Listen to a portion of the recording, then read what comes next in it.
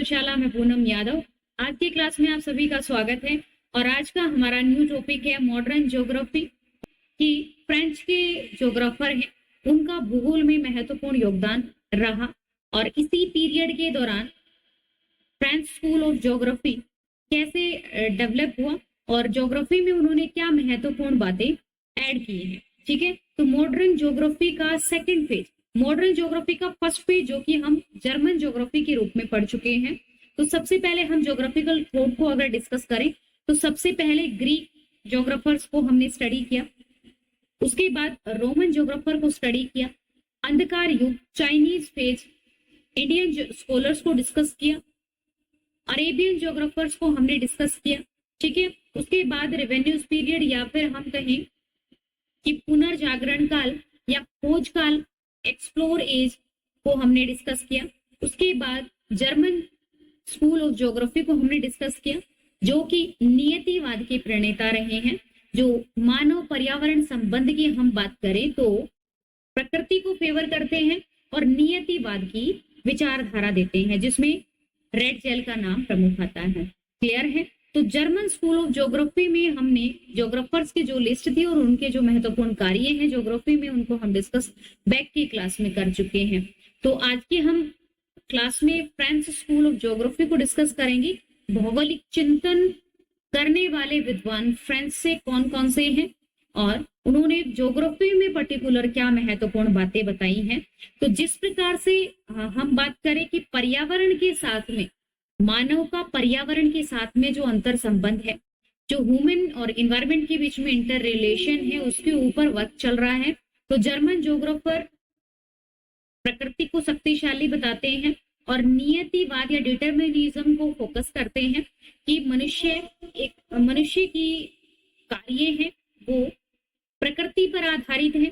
जिस प्रकार से प्रकृति सर्वे सर्वा है, प्रकृति जिस प्रकार का माहौल मनुष्य को देती है उसी प्रकार का माहौल के अंदर मनुष्य को रहना पड़ता है और प्रकृति को सर्वोपरि माना है। ठीक है, उसी कड़ी में जो रेड जेल है, रेड जेल नियतिवाद के प्रणेता है और उन्होंने जैसे ही पॉलिटिकल ज्योग्राफी लिखा या एंथ्रोपोजियोग्राफी लिखा तो वो सीधा मनुष्य के कार्यों के बारे में चर्चा करने लगते हैं। तो वहीं से प्रेरित होकर के विडाल डी लाप्लास जो कि पॉसिबिलिज्म देते हैं या संभववाद देते हैं। ठीक है, तो mainly French school of geography की महत्वपूर्ण देन है, उसका नाम है संभववाद। ठीक है, तो यहाँ के जितने भी विद्वान हैं वो सारे कैसे मिलेंगे? संभववादी सोच के मिलेंगे। क्लियर है? जिस प्रकार से जर्मन ज्योग्राफर थे वो मोस्टली ज्योग्राफर नियतिवादी हैं।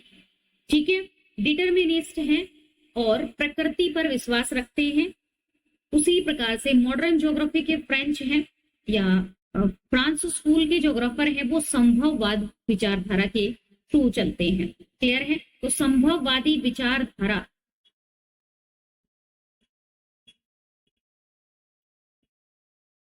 देने का श्रेय किसको जाता है? विडाल डी लाप्लास को जाता है।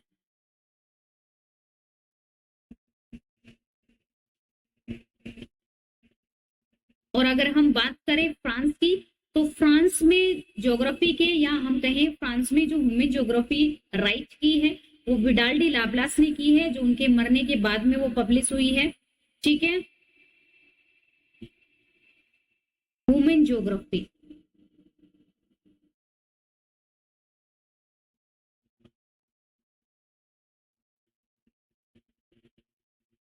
के फादर हैं विडाल डी लाप्लास। क्लियर है? और इन्होंने जो बुक राइट की है वो मरने के बाद में पब्लिश हुई है। क्लियर है? उनका नाम है विडाल डी लाप्लास की जो फेमस बुक है, जिनके कारण से ही इन्हें फादर ऑफ ह्यूमन ज्योग्राफी की संज्ञा दी जाती है। तो वो उनकी बुक का नाम है प्रिंसिपल ऑफ ह्यूमन ज्योग्राफी।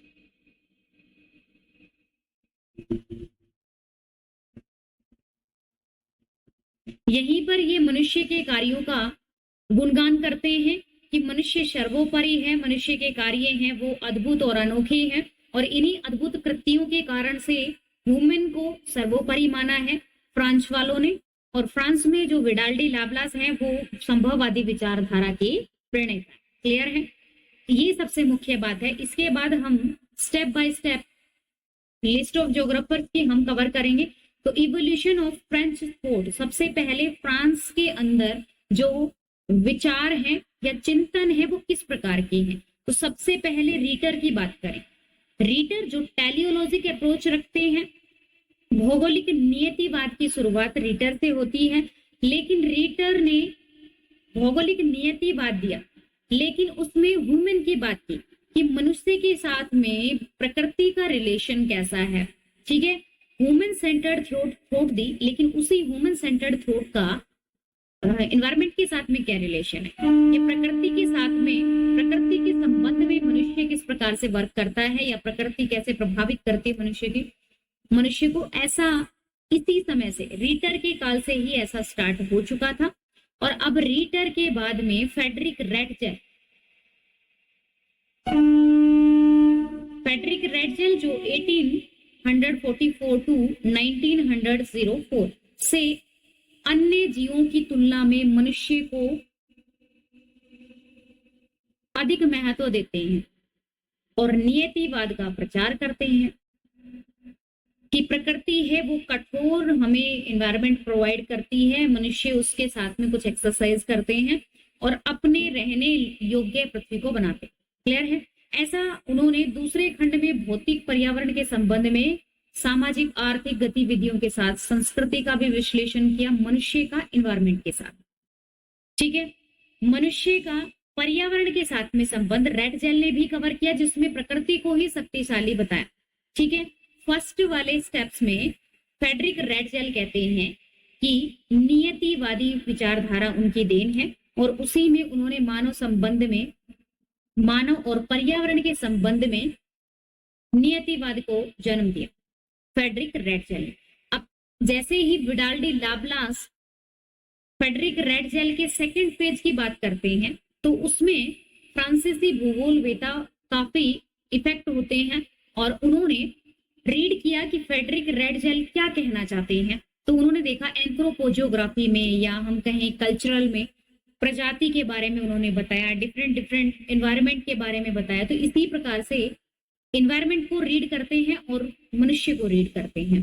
तो फ्रेडरिक रेटजेल के थॉट्स को पढ़ करके विडाल डी लाप्लास अपनी थ्योरी देते हैं और कहते हैं कि मनुष्य प्रकृति के ऊपर विजेता हो सकता है। कैसे?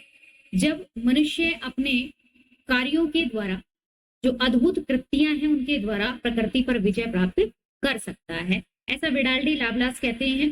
तो नियतिवाद की अवधारणा के अलावा 19वीं और 20वीं सदी की शुरुआत के दशकों में निगमनात्मक दृष्टिकोण, जो डिडक्टिव अप्रोच है, और डार्विन के विकासवादी सिद्धांत, तो डार्विनिज्म, इवोल्यूशन ऑफ स्पीसीज और न्यूटन की थ्योरीज को देख करके और अन्य विद्वानों के द्वारा की गई अनोखी खोजों को देख करके फ्रांस स्कूल ऑफ ज्योग्राफर हैं वो अट्रैक्ट हुए हैं और उन्होंने वैज्ञानिक अवधारणाओं को देखते हुए ही कहा है कि फ्रांस में जो ज्योग्राफर हैं वो ह्यूमन के बारे में लिखें और मानव के बारे में बताते हुए अपनी थ्योरीज कंप्लीट करें।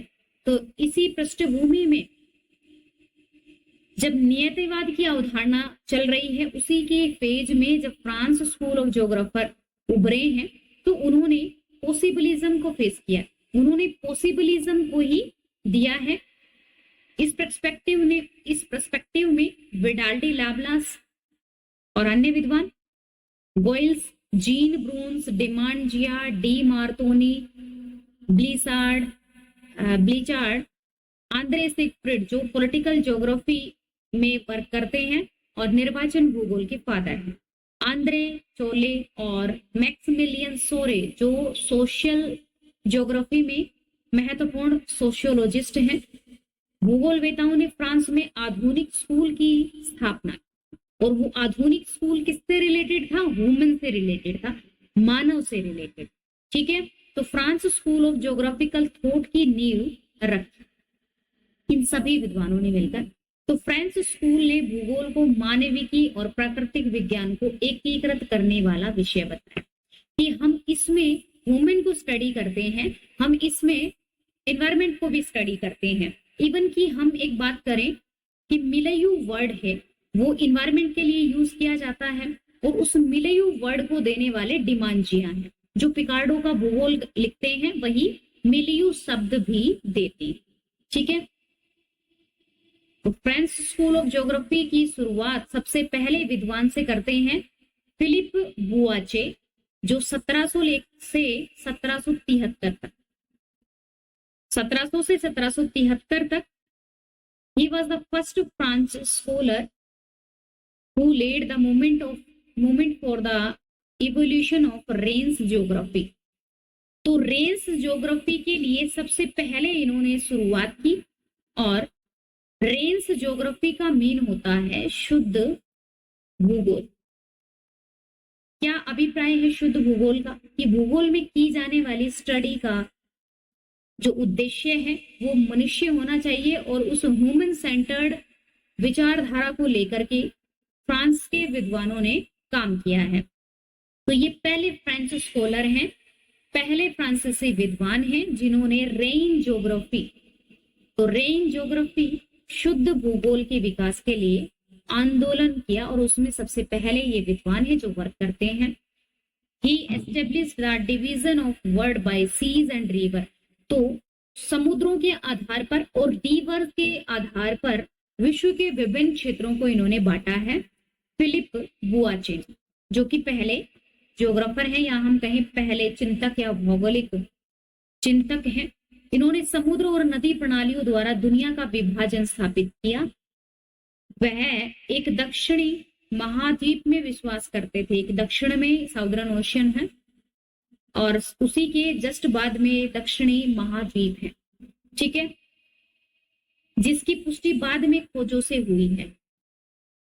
1754 में उन्होंने एक एटलस फिजिक प्रकाशित किया, 1754 में एटलस फिजिक। तो फ्रांस में भी ज्योग्राफर है जो मैपिंग कर रहे हैं, उसमें सबसे पहला नाम आता है Philippe Buache. What is rains geography? तो रेंस ज्योग्राफी क्या है? परिमार्जित और शुद्ध रूप ज्योग्राफी का रेंस ज्योग्राफी कहलाता है। भूगोल का अध्ययन केवल प्राकृतिक क्षेत्रों के माध्यम से किया जाता है, प्राकृतिक क्षेत्रों के आधार पर किया जाता है, और वो प्राकृतिक क्षेत्र कौन से हैं? रिवर और सीज। ठीक है, ओशियन और रिवर को देख करके उन्होंने डिवाइड किया है धरातल को। फिलिप बुआचे के बाद बुआचे को भूविज्ञान और भूगोल और बैथोमेट्री में महासागरों, नदियों और चैनल में पानी की गहराई का मानचित्रण करने के आधार पर रचनात्मक और अभिनव मानचित्र बनाने का श्रेय दिया जाता है। कि अगर हम आधुनिक भूगोल की बात करें तो उन्होंने भूविज्ञान में Buache can be created with producing extraordinary creative and innovative. उन्होंने क्या किया है कि मैपिंग की है जियोलॉजिकल बेस पर, कि जैसे ही जियोलॉजिकल पिक्चर्स हमें दिखते हैं, पठार है, मैदान है, या इस तरह की कुछ उच्चावच के आधार पर बैथो या bathymetry, the mapping of the depth of water in ocean, river and channel. तो बैथीमेट्री उच्चावच के आधार पर मैपिंग इन्होंने रेडी किया है, और अभिनव मानचित्र बनाने के लिए इन्हें क्रेडिट भी मिलता है। ठीक है, जो भी वाटर बॉडीज हैं, वाटर चैनल्स हैं, उनके थ्रू ये मैपिंग करते हैं बुआचे।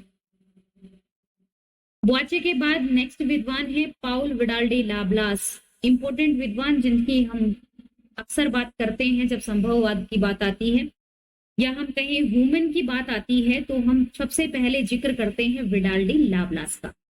अब विडाल डी लाब्लास जो 1845 से 1918 तक इनका कार्यकाल रहा है, और Paul Vidal de Lablache known as father of the human geography. ये लीजिए, फादर ऑफ ह्यूमन ज्योग्राफी मानव भूगोल के पिता हैं। और मानव भूगोल के पिता इन्हें क्यों कहा जाता है? क्योंकि इन्होंने प्रिंसिपल ऑफ ह्यूमन ज्योग्राफी लिखा है, but principal of human geography इनके मरने के बाद में पब्लिश हुआ है, इनके मरणों उपरांत प्रकाशन हुआ है। प्रिंसिपल ऑफ ह्यूमन ज्योग्राफी का। तो इन्होंने पॉसिबिलिज्म को दिया है या संभववाद को दिया।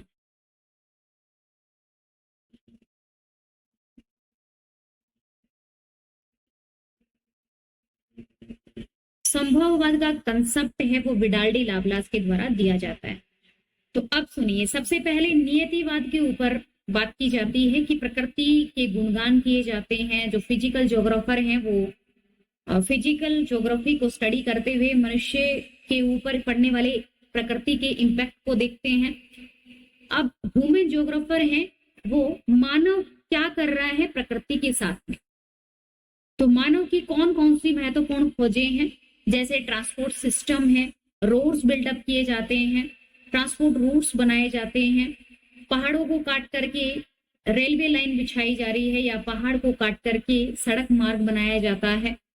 ह्यूमन सेटलमेंट्स को आप देख लें कि मानव के अधिवास किस प्रकार से बनाए जाते हैं। इसी कृतियों को देख करके मनुष्य के एक जिज्ञासा है कि वो ह्यूमन के ऊपर सर्च करे। तो उसी में विडाल्डी लाप्लास जो संभववाद की विचारधारा देते हैं, इन्होंने मनुष्य के द्वारा की गई खोजों को, मनुष्य के द्वारा बनाए गए अधिवास को, कैनाल सिस्टम को, झील को या तालाब जो कि कृत्रिम रूप से बनाए गए हैं, या परिवहन या ट्रांसपोर्ट सिस्टम को देख करके संभववाद दिया गया है। तो देखिए, he was among us the first geographer of emphasize the influence of natural environment on human activity and settlement pattern. He developed the concept of genre dv। यहीं पे रुक जाइए, genre dv पे। तो सबसे पहले देखिए, ये ऐसे ज्योग्राफर हैं विडाल्डी लाप्लास। सबसे पहले मनुष्य को स्टडी जब किया जाता है तो ह्यूमन कहाँ रहता है, मानव और मानव का अधिवास। क्लियर है। नियतिवादी कंसेप्ट में कहा जाता है कि प्रकृति मनुष्य का घर है और मनुष्य प्रकृति की उपज। ठीक है। वही संभववाद कहता है कि प्रकृति की उपज मनुष्य नहीं है, या हम कहें मनुष्य प्रकृति की उपज नहीं है, परंतु प्रकृति का अभिन्न अंग है, एक पार्ट है, ना कि उसका कोई हम कहें कि प्रकृति की उपज है। ठीक है। तो प्रकृति की उपज नहीं है, प्रकृति का ही एक अंग है।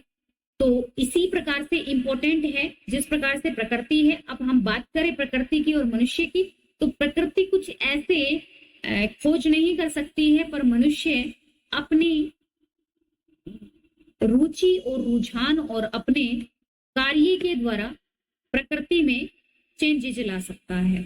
तो संभव है, एवरीथिंग इज पॉसिबल, और हर वस्तु में पॉसिबिलिटी है। इसी कारण से संभववाद आया है। ठीक है।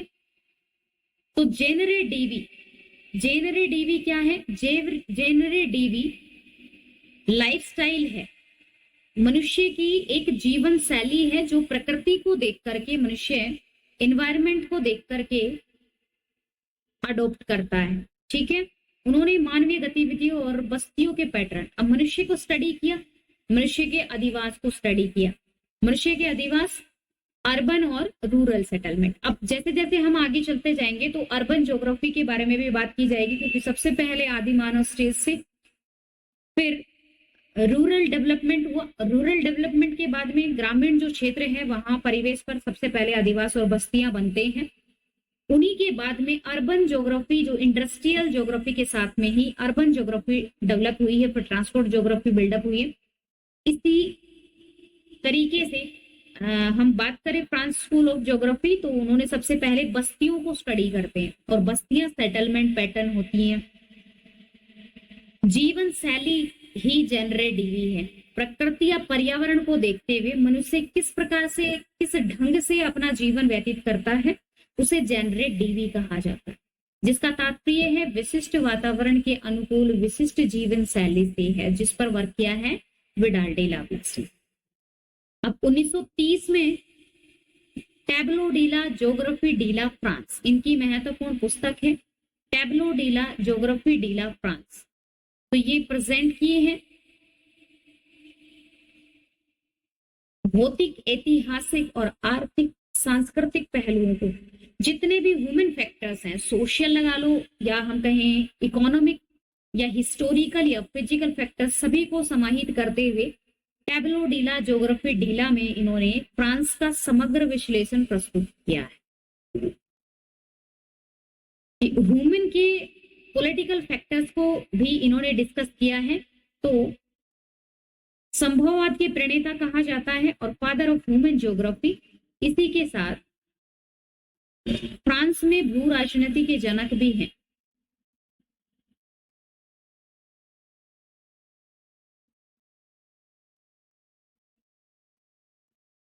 विडाल डी लाब्लास फ्रांस में जियोपॉलिटिक्स को भी जन्म देते हैं।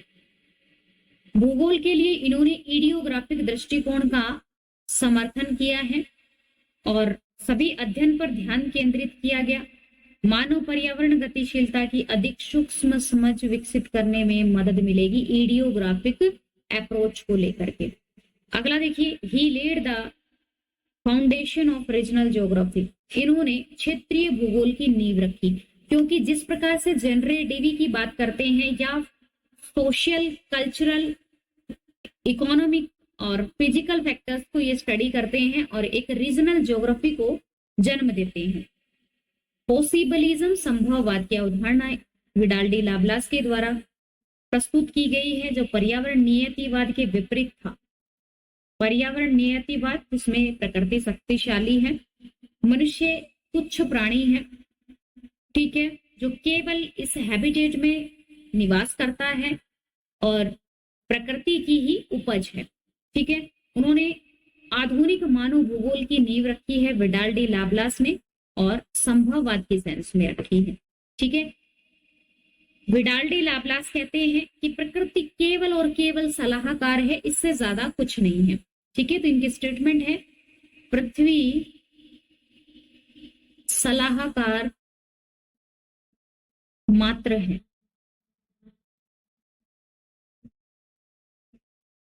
क्लियर है। और पर्यावरण या प्रकृति का ही मनुष्य एक अंग है और समस्या और समाधान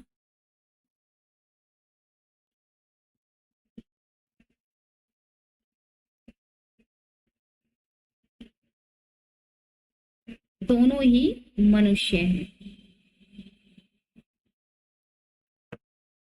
ओके, अब ब्लाचे के भूगोल के दृष्टिकोण ने क्षेत्रीय विश्लेषण पर जोर दिया।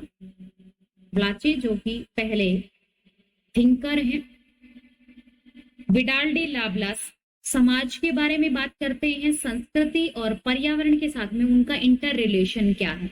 अगर हम ह्यूमन को स्टडी करते हैं तो ह्यूमन की वेशभूषा, ह्यूमन के हैबिटेट के बारे में, इट मीन्स सेटलमेंट ज्योग्राफी के बारे में, और ह्यूमन के फोल्क के बारे में, फोल्क के बारे में, उसकी सोसाइटी कैसी है, ह्यूमन कैसे परिवेश में निवास करते हैं, उनकी कल्चर कैसी है और पर्यावरण के साथ में उनका किस प्रकार का रिलेशन है, इसका समग्र अध्ययन ही ह्यूमन ज्योग्राफी है। भूगोल मानव केंद्रित होना चाहिए कहते हैं और भूगोल के मानवीय पहलू को समझना आवश्यक, ठीक है। अगला देखिए, फील्ड वर्क फर्स्ट ऑब्जर्वेशन। तो फील्ड वर्क और प्रत्यक्ष ऑब्जर्वेशन या प्रत्यक्ष अवलोकन के आधार पर इन्होंने ह्यूमन को स्टडी किया है। तो ये एडवोकेट करते हैं multi disciplinary through the integration of various disciplines in study of geography. This multidisciplinary approach has become a hallmark of human geography, जो कि बहुविषयक सब्जेक्ट, उन्होंने भूगोल में विविध या विभिन्न विषयों को एकीकरण के माध्यम से बहुविषयक बनाया। और वे मानते हैं कि भूगोल स्वाभाविक रूप से इतिहास का, समाज का, ऐसे क्षेत्रों से जुड़ा हुआ है, संस्कृति से, धर्म से, भाषा से, और सेटलमेंट ज्योग्राफी से जुड़ा है। यही बहुविषयक दृष्टिकोण मानव भूगोल की पहचान बन गया, ठीक है। अगला देखिए, ही कॉइन्ड द टर्म। इन्होंने एक टर्म भी कॉइन की और जिसका नाम है टेरेस्ट्रियल वॉल। पार्थिव सत्यता या हम कहें पार्थिव एकता, जो यूनिफॉर्मिटी को बताता है, लेकिन वो सिर्फ ह्यूमन से रिलेटेड यूनिफॉर्मिटी है कि मनुष्य सब जगह, मनुष्य के एफर्ट्स हैं वो सब जगह एक समान रहते हैं, बस प्रकृति में थोड़ा डिफरेंस होने के कारण से ही रीजनल डिस्पैरिटी आती है। उन्होंने अंतर संबंध के लिए स्थलीय समग्रता, पूरी पृथ्वी है वो एक मनुष्य के लिए हम कहें कि अपॉर्चुनिटी प्रदान कर रही है, संभावना है, तो शब्द गढ़ा है स्थलीय समग्रता या पार्थिव एकता। तर्क दिया कि भूगोल का अध्ययन समग्र रूप से किया जाना चाहिए, न कि अंतर संबंध तथ्यों और घटनाओं के संग्रह के रूप में, कि ज्योग्राफी को ओवरऑल स्टडी किया जाना चाहिए।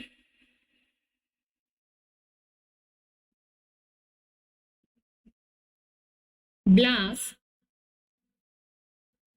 ह्यूमन ज्योग्राफी, ज्योग्राफी ह्यूमन के सिद्धांत या प्रिंसिपल ऑफ ज्योग्राफी या प्रिंसिपल ऑफ ह्यूमन ज्योग्राफी या ज्योग्राफी ह्यूमन के सिद्धांत उनके क्या हैं। इस मौलिक कार्य ने मानव भूगोल की नींव रखी। ह्यूमन ज्योग्राफी के कारण से ही मानव सेंटर्ड जो विचारधारा है वो चरम पर आई, जिसमें संभावनावाद की अवधारणा को पेश किया गया और ये परिदृश्यों और चित्रों को आकार देने में मानवीय गतिविधियों की महत्वपूर्ण भूमिका पर प्रकाश डालता है तथा पर्यावरण नियतिवाद को चुनौती देता है। तो पॉसिबलिज्म को बेस देने में ज्योग्राफी ऑफ ह्यूमन थ्योरी का महत्वपूर्ण रोल है। अब विडाल डी लाप्लास के द्वारा टैब्लो डी ला ज्योग्राफी डी ला फ्रांस अगली बुक है और इसमें इनके जो महत्वपूर्ण कार्य हैं, फ्रांस के पूर्वी क्षेत्रों का विस्तृत भौगोलिक चित्रण इसमें प्रस्तुत किया है। टैब्लो डी ला फ्रांस और फ्रांस के सराउंडर्स लगने वाले एरियाज में फिजिकल डिवीजन किया है, जो देश की सांस्कृतिक और ऐतिहासिक पहचान बनाने में अनूठी विशेषताओं और योगदान को उजागर करता है। और बुक का नाम है टैब्लो डी ला ज्योग्राफी डी ला फ्रांस।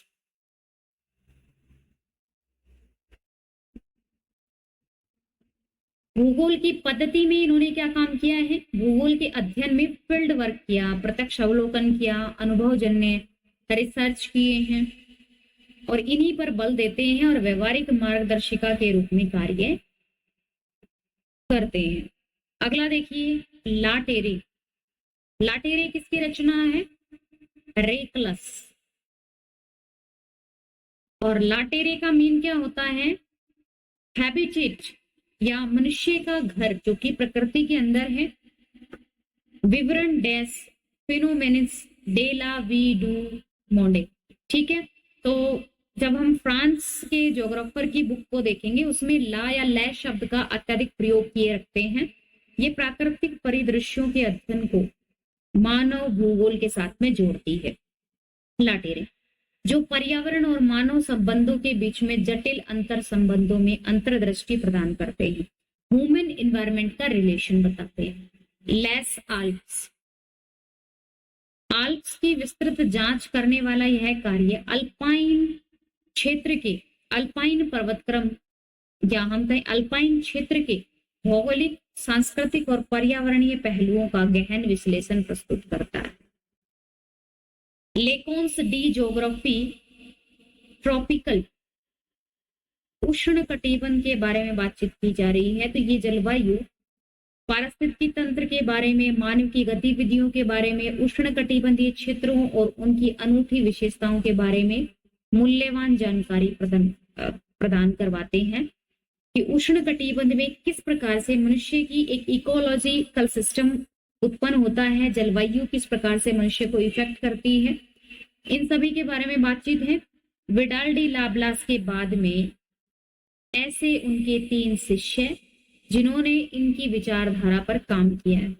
ठीक है, इनके मरणों उपरांत जो पुस्तक इनकी पब्लिश हुई है the principal of human geography, इसी के कारण से इन्हें फादर ऑफ ह्यूमन ज्योग्राफी कहा जाता है। इस पे 3 इनके मुख्य शिष्य हैं जिन्होंने आगे इनके काम को बढ़ाया है। तो सबसे पहले नाम आता है जीन ब्रून्स, जो 1869 टू 1930 में इन्होंने महत्वपूर्ण कार्य किया। और ब्रुन्स कहते हैं क्रियात्मक संभववाद एक नया टर्म जनरेट करते हैं। Emmanuel D Markovnikov 1873 to 1955। Emmanuel D Markovnikov कौन है ये ब्लास के दामाद, ठीक है, जिन्हों और प्लस में ये शिष्य भी हैं, ठीक है, तो दामाद भी हैं और शिष्य भी हैं, तो इनका दोहरा जो रिस्पॉन्सिबिलिटी बनी है वो इन्होंने निभाई है और आगे उनके काम को इन्होंने बढ़ाया है, ठीक है। अगले उनके शिष्य हैं कैमल वर्सिक्स, ठीक है। आगे चलिए जीन ब्रुन्स के बारे में हम देखें तो जीन ब्रुन्स 1869 to 1930 रहे हैं। He is considered one of the founder of human geography and some also considered father of social geography। तो कहीं पर इनको ये मानव भूगोल के संस्थापकों में से एक हैं क्योंकि इन्होंने ही उनके कार्य को, ब्लास के कार्य को आगे बढ़ाया है। तो जीन ब्रुन्स को सामाजिक भूगोल के जनक के रूप में भी मानते हैं, ठीक है।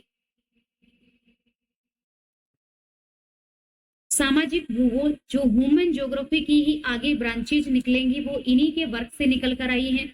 तो सोशल पे ज्यादा वर्क करने के कारण से इन्हें सोशल ज्योग्राफी का फादर कहा जाता है जीन ब्रुन्स को।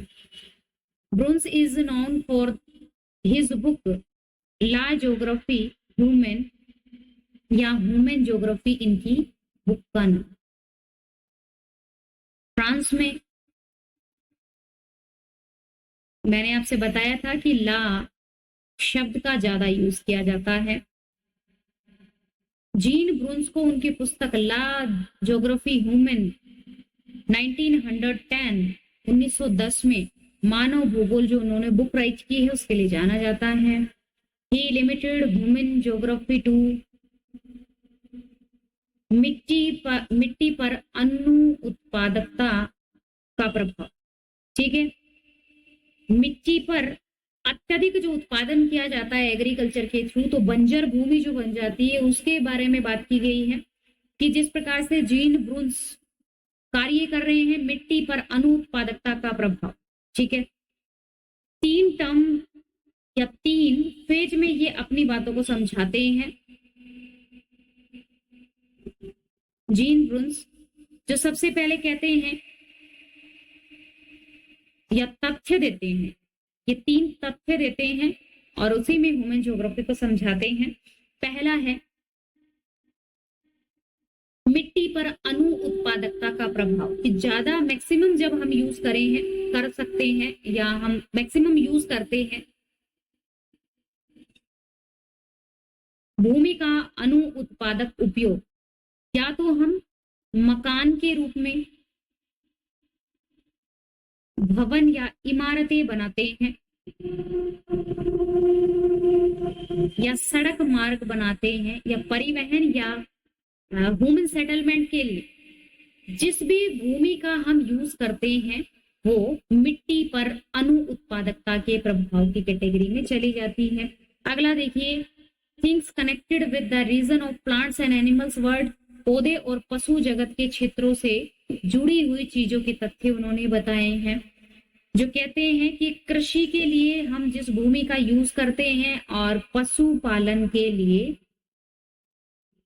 जिस भूमि पर हम काम करते हैं वो सेकंड तथ्य में इन्होंने बताया है। तीसरा और महत्वपूर्ण तथ्य इन्होंने जो बात की है वो रोबर इकोनॉमी या लुटेरी अर्थव्यवस्था।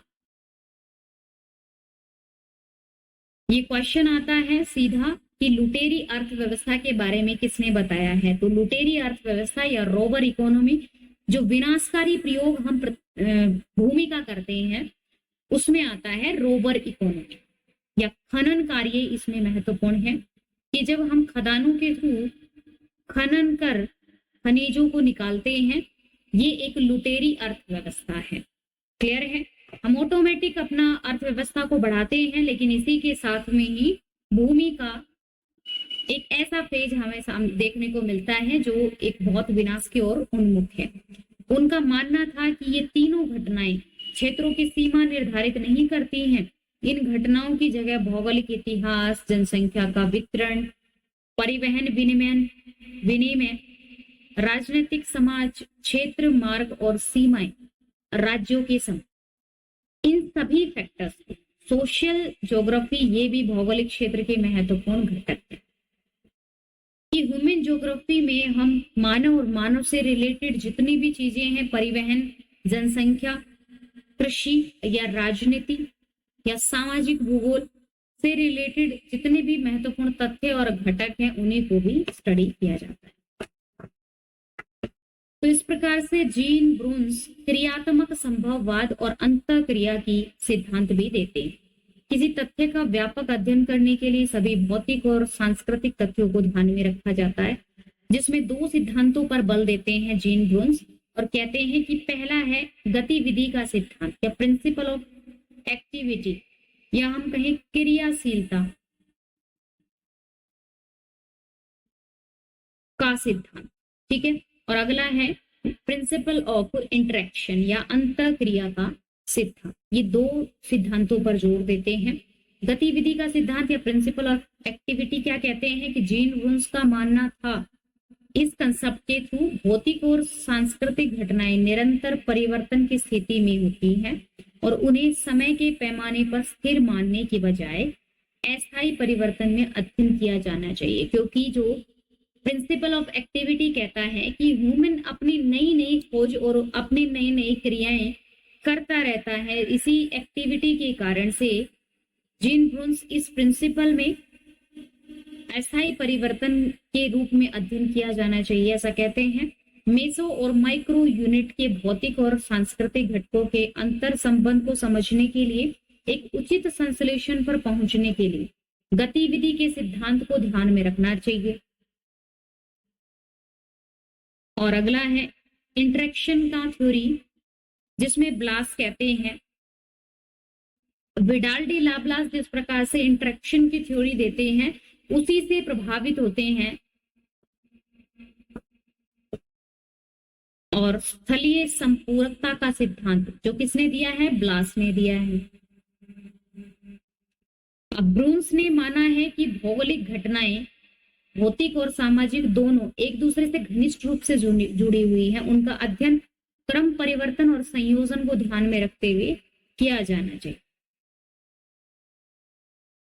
तो ये जो आइडिया था इंटरेक्शन का, वो इन्फ्लुएंस हुआ है विडाल डी लाप्लास के द्वारा। ज्योग्राफिकल फिनोमिनन बहुत फिजिकल और सोशल, सामाजिक और भौतिक दोनों से ही ये प्रभावित होता है। अंतःक्रिया या इंटरेक्शन की थ्योरी के समर्थन में ब्रून्स ने पशुओं और कृषि योग्य पौधों के बीच में संबंधों की जांच की। यह निर्धारण किया कि किस प्रकार से मृदा का शोषण होता है, किस प्रकार की खेती यहाँ पर की जाती है और किस प्रकार के आर्थिक संगठन के साथ पशु सामान्यतः जुड़े हुए हैं। संक्षेप में हम बात करें तो हमारे प्रयास मूल रूप से इंटरेक्शन या भौगोलिक सिद्धांत पर आधारित है। नेक्स्ट विद्वान जिनकी हम बात करने जा रहे हैं, इमैनुअल डी मार्कोनी, 1873 टू 1955, जो ब्लास के शिष्य हैं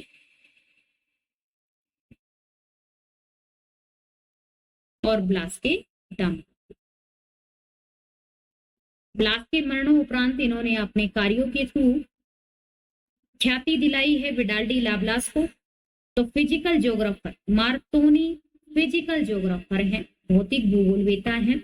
उनका उद्देश्य पहले विशिष्ट विषयों को मैपिंग के थ्रू भू आकृति विज्ञान, जलवायु विज्ञान, वनस्पति, प्राणी शास्त्री सभी को मिलाकर के एक सामान्य रूप से भौतिक भूगोल की नींव रखना उनका एक एम था।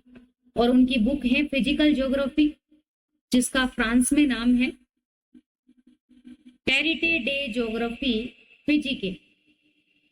1909 में लेस आल्प्स इन 1926 में physical geography of France. France में भौतिक भूगोल को लिखने वाले कौन थे, मार्कोनी। और फ्रांस में इसी बुक का नाम है ला ज्योग्राफी या ला ज्योग्राफे फिजी के डा या डे ला फ्रांस, ठीक है।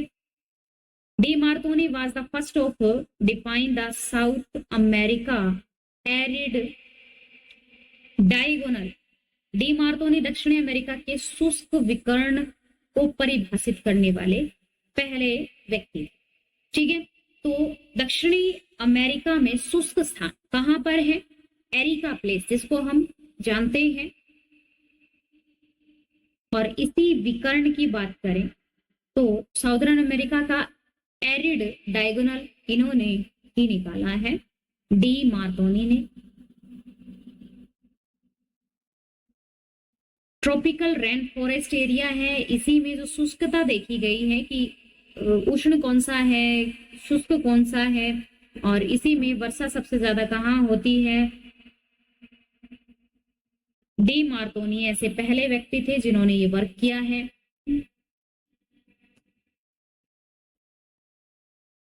तो डी मार्कोनी के बाद में नेक्स्ट विद्वान आते हैं, और नेक्स्ट विद्वान का नाम है कैमिले वेलुक्स, 1870 to 1945।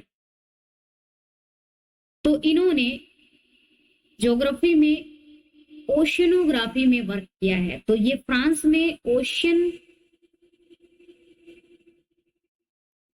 या समुद्र विज्ञान के पिता हैं, ठीक है। तो समुद्र विज्ञान के पिता फ्रांस में, जो ब्लास के शिष्य ही हैं। उनका काम सामाजिक राजनीतिक मुद्दों पर और भू राजनीतिक मुद्दों पर, जो जियो स्ट्रेटेजी या जियो पॉलिटिक्स की बात करें तो ओशियन के रेफरेंस में ये बताते हैं, समुद्र और महासागरों पर इनका ध्यान केंद्रित था। इन्हीं पर इनका वर्क या स्टडी एरिया है वो ओशियंस रहे हैं। सोशल और पॉलिटिकल दोनों ही इश्यूज इन्होंने पढ़े हैं, लेकिन वो महासागर के रेफरेंस में ये बताते हैं। इनकी महत्वपूर्ण बुक्स हैं ला Brittany, study of human geography 1907 है, सीज एंड ओशियंस 1932। तो सीज एंड ओशियन, समुद्र और सागर, इनकी बुक का नाम है जो 1932 में इन्होंने प्रकाशित की। Journal geography of the seas, तो समुद्र विज्ञान के बारे में ही ये पूरा अपना रिसर्च करते हैं। तो इसी के कारण से इन्हें समुद्र विज्ञान के प्रणेता फ्रांस में कहते हैं। His book present the most methodological study in France geography. Methodological study के लिए ये जाने जाते हैं। प्रोबेबिलिटी या प्रोबेबली द एबलेस, सबसे सरल और सटीक presentation of the concept of human geography as the study of interrelations, कि पर्यावरण और मनुष्य के बीच का जो इंटर रिलेशन है वो ह्यूमन ज्योग्राफी है। और मेथोडोलॉजिकल स्टडी इन्होंने की है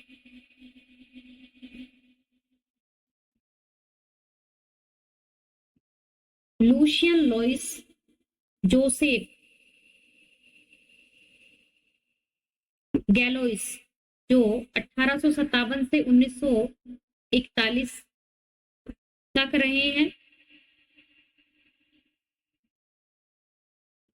इन्होंने मानचित्र कला, ग्लोइस ने मानचित्र कला में और भूगोल के हिस्ट्री में काम किया है। और ब्लास की सहायता इन्होंने की है एनाल्स डी ज्योग्राफी को प्रकाशित करने में, ठीक है। ब्लास नहीं, ब्लास ये है, ब्लास की सहायता इन्होंने की है। प्रथम विश्व युद्ध के दौरान 1914 से 1918 के दौरान इन्होंने विभिन्न क्षेत्रों में उत्तर पूर्व फ्रांस, सार क्षेत्र, मध्य मिस्र और स्वेद क्षेत्रों का भौगोलिक अध्ययन इन्होंने किया है विश्व युद्ध के दौरान। और इनकी बुक का नाम है natural region and country name, a study of the Paris region. तो गैलोइस विद्वान है जो मेनली हिस्टोरियन वर्क करते हैं या हिस्ट्री में इनका बेहतरीन काम रहा है। और इन्होंने ब्लास की सहायता की है एनाल्स दी ज्योग्राफी को प्रकाशित करने में। और प्रथम विश्व युद्ध के दौरान इन्होंने स्वेज मार्ग या मिस्र के आसपास वाले रीजन में इन्होंने अपना अध्ययन क्षेत्र बनाया। अगले और महत्वपूर्ण विद्वान जिनका नाम आप बहुत पहले से जानते हैं, ई रेकलेस जिनका नाम है, या जैक्स एलसी रेकलेस। ठीक है, सबसे पहला नाम, इनको फ्रांस का रीटर कहा जाता है।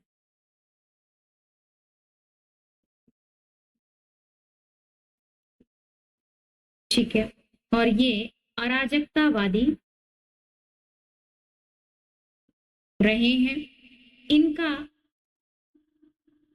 1830 टू 1905 तक इनका महत्वपूर्ण कार्य रहा है।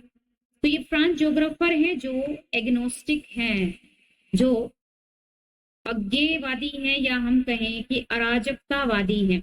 वह एक फ्रांसीसी भूगोलवेता हैं, रेकलेस जिनको फ्रांस का रीटर कहते हैं।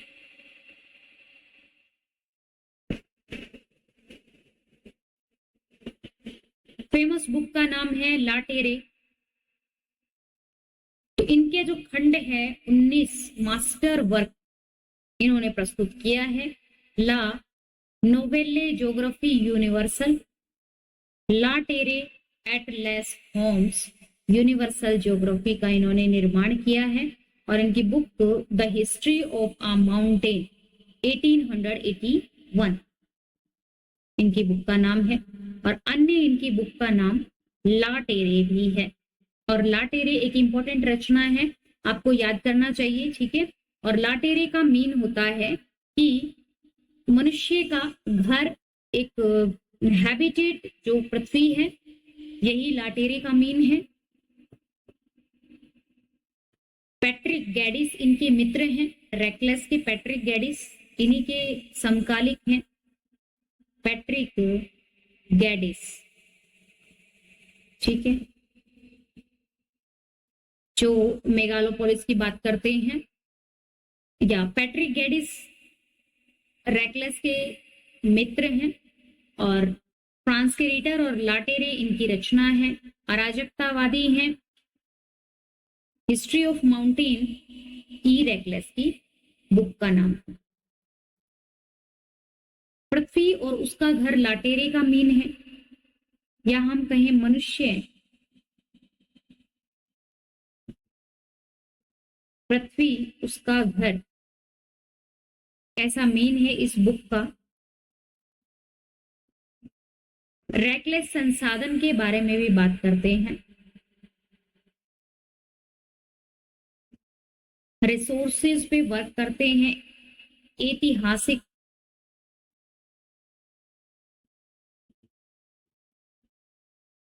पृष्ठभूमि किसी क्षेत्र की पर भी ये काम करते हैं। अब रेकलेस के द्वारा ही एक स्टेटमेंट दी गई है कि मनुष्य प्रकृति का या पृथ्वी का अभिन्न अंग है, ना कि उपज। क्लियर है? ये था रेकलेस के बारे में। नेक्स्ट विद्वान जिनकी हम बात करने वाले हैं, लीपले। और फ्रेडरिक लीपले जो फेमस इकोनॉमिक या इकोनॉमिस्ट रहे हैं, जो इकोनॉमिक या अर्थशास्त्री, क्या काम करते हैं, समाजशास्त्री भी रहे हैं और अर्थशास्त्री भी रहे हैं। फ्रेडरिक लीपले जो समाजशास्त्री और अर्थशास्त्री रहे हैं, इनका समय 1806 से 1882 तक रहा है। और ये फ्रांस के सामाजिक कार्यकर्ता या सामाजिक शास्त्री, समाजशास्त्री या अर्थशास्त्री रहे हैं। इनकी फेमस बुक है जिसमें इन्होंने यूरोपियन वर्कर्स के बारे में लिखा है, लेबर के बारे में इन्होंने राइट किया है लीपले ने। ठीक है, और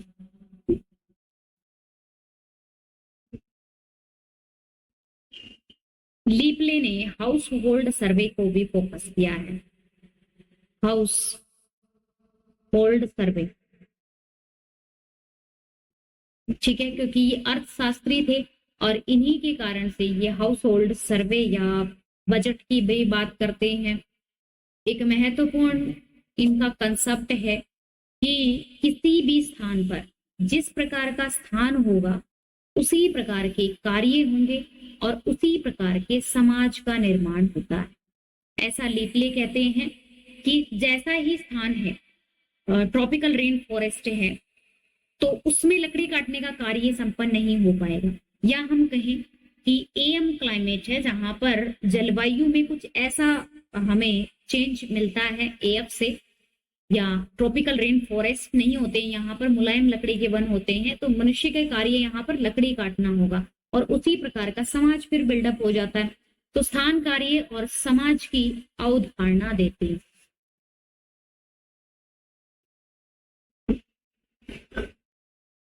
लीपले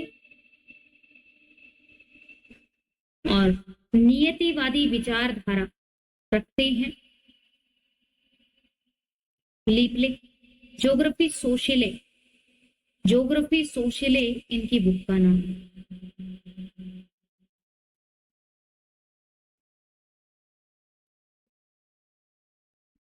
सोशले ला रिफॉर्म, क्लियर है। तो ये लीपले की महत्वपूर्ण कार्य रहे। उन्होंने बताया यूरोप में समाज की सामाजिक संरचनाएं किस प्रकार से निर्मित है और सामाजिक व्यवस्थाओं का अध्ययन भी इनके द्वारा किया। उन्होंने बताया कि प्रत्येक विशिष्ट आवास ने एक अद्वितीय सामाजिक व्यवस्था या संरचना विकसित की है। जिस प्रकार से मनुष्य के आवास है या मनुष्य के स्थान है जहां पर मनुष्य निवास करते हैं, उसी स्थान पर इन्वायरमेंट किस प्रकार का है, उसके कारण से, उस स्थान के कारण से ही मनुष्य के कार्य डिसाइड होते हैं और उसी से समाज भी निर्मित होता है। तो सामाजिक संरचना का निर्माण वहां के स्थानिक वातावरण पर डिपेंड करता है, ऐसा लीपले ने बताया। और यूरोपियन समाज पर ये अपना महत्वपूर्ण स्टडी करते हैं। दूसरे के साथ मिलकर अध्ययन किया जाना चाहिए, सामाजिक प्रकारों, व्यवसाय के साथ, पर्यावरण के साथ में यूरोपियन समाज का अगर स्टडी करना है तो इन सभी को स्टडी करना आवश्यक। तो फ्रेडरिक रेडजेल का महत्वपूर्ण योगदान ज्योग्राफी में इस प्रकार से रहा। अल्बर्ट डिमांजिया 1872 टू 1940 तक रहे हैं और अल्बर्ट डिमांजिया मुख्य रूप से मानव भूगोल पर इनका ध्यान केंद्रित था।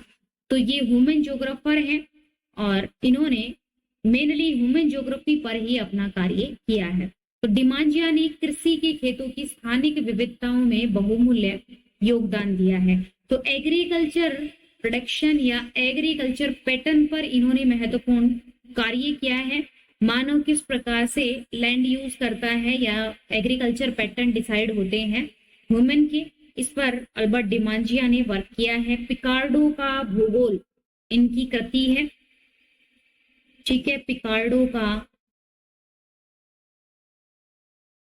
भूगोल इनकी रिसर्च बुक है। पिकार्डो जिसका प्रकाशन अल्बर्ट डिमांजिया के द्वारा किया गया है। इसके अलावा मिलेयू वर्ड का यूज भी अल्बर्ट डिमांजिया के द्वारा ही किया गया था इन्वायरमेंट को लेकर के। उन्होंने परिवहन भूगोल में, जनसंख्या में और अंतरराष्ट्रीय अर्थशास्त्र पर काम किया है, ठीक है। तो इन्होंने लिखा है अर्थशास्त्र के ऊपर या एक राष्ट्र का दूसरे राष्ट्र के कंपैरेटिवली क्या इकोनॉमी है, इस पर भी इन्होंने वर्क किया है। भूमि का वर्गीकरण भी किया है, ठीक है, लैंड यूज के बारे में बताया है। भूमि उपयोग मानचित्र भी रेडी किए हैं, तो ये मैपिंग भी करते हैं और फ्रांस में रहते हुए इन्होंने लैंड यूज का भी रिप्रेजेंटेशन किया है।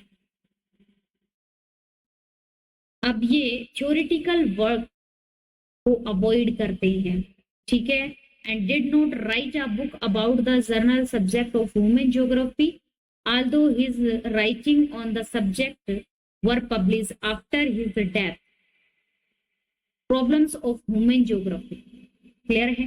प्रिंसिपल ऑफ ह्यूमन ज्योग्राफी मरणों उपरांत प्रकाशित हुई, किसकी, आपके लिए क्वेश्चन है, बताइए। और प्रॉब्लम्स ऑफ ह्यूमन ज्योग्राफी 1942 इनकी मरने के बाद में पब्लिश हुई है और अल्बर्ट डिमांजिया की बुक है। तो बताइए फटाफट से, principle of human geography,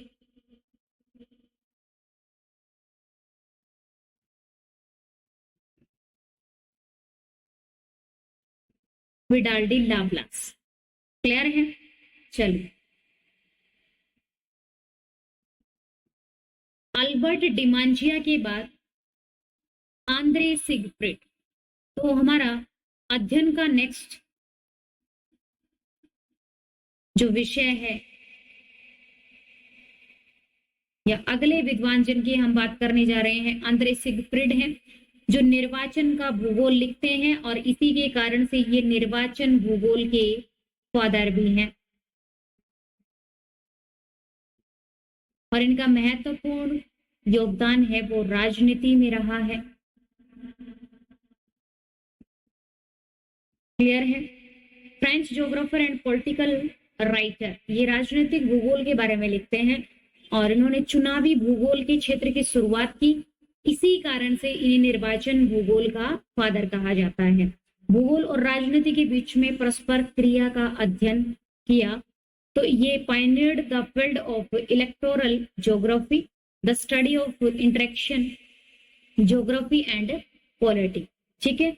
interaction between geography and polity इन्होंने किया है। उन्होंने राजनीतिक दलों के अध्ययन के लिए एक नया दृष्टिकोण विकसित किया, जैसे भौगोलिक डी आई ओपिनियन राजनीति या राजनीतिक परिस्थिति के रूप में जाना है, जिसमें फ्रांसीसी राजनीतिक शासन, संयुक्त राज्य अमेरिका और अन्य देशों का सामान्य अध्ययन भी शामिल है।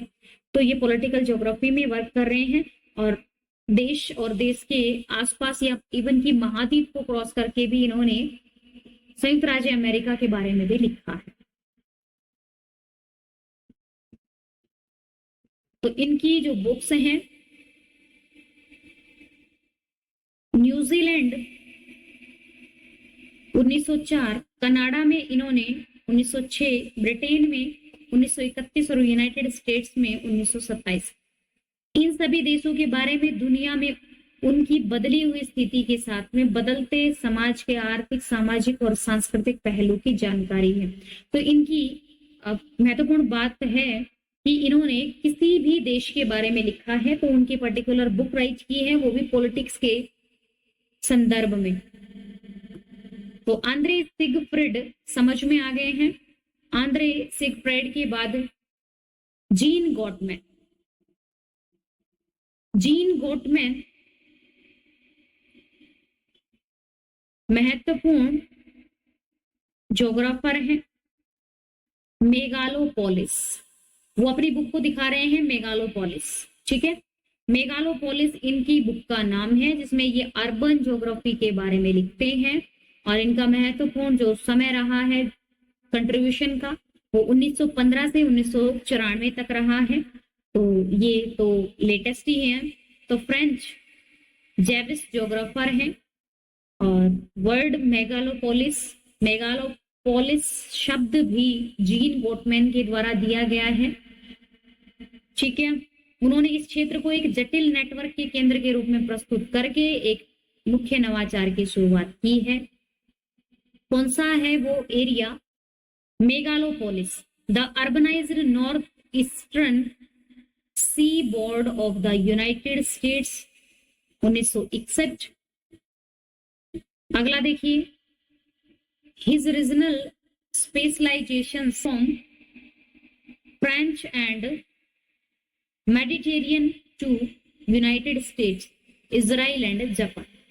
जीन गॉटमैन की अगर हम बात करें तो जीन गॉटमैन मेगालोपोलिस शब्द देते हैं। मेगालोपोलिस इनकी बुक आपके इनके हाथ में है, आप देख सकते हैं। 1961 में उन्होंने सी बोर्ड के यूनाइटेड स्टेट्स के बारे में जिक्र किया है। रीजनल स्पेशलाइजेशन फ्रांस और मेडिटेरियन सी यूनाइटेड स्टेट्स के बारे में इन्होंने लिखा है। इजराइल एंड जापान के बारे में भी इन्होंने राइट किया है। तो ऐसे जटिल नेटवर्क के केंद्र के रूप में प्रस्तुत करके इनोवेशन स्टार्ट किया है।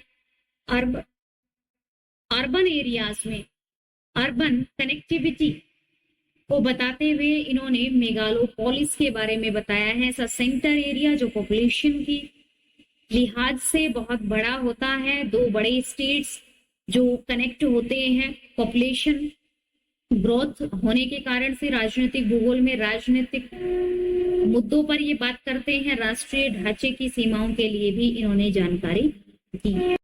आज हमने फ्रांस के ज्योग्राफर्स की बात की है।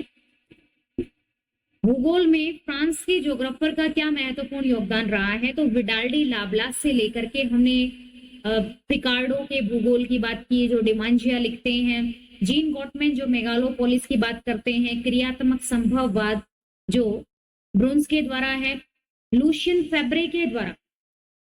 एक इंपॉर्टेंट बात नोट कीजिए, जहां विडाल डी लाब्लास संभववाद अवधारणा देते हैं तो लूशियन फेब्रे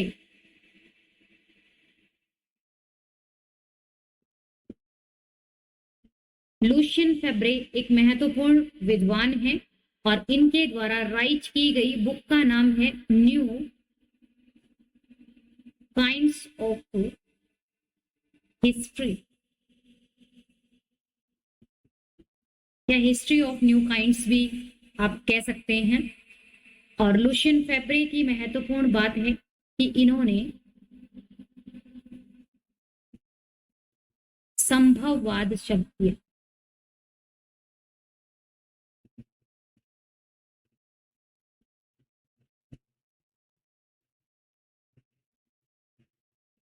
संभववाद शब्द लूशियन फेब्रे के द्वारा दिया गया है। ठीक है, लूशियन फेब्रे कहते हैं कि मनुष्य संभावनाओं का स्वामी है।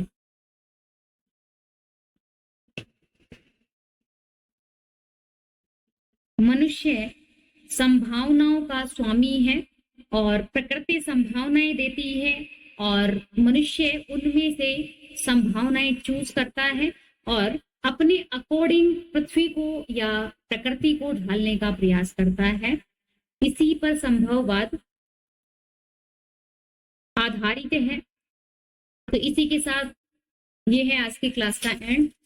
उम्मीद है कि आपको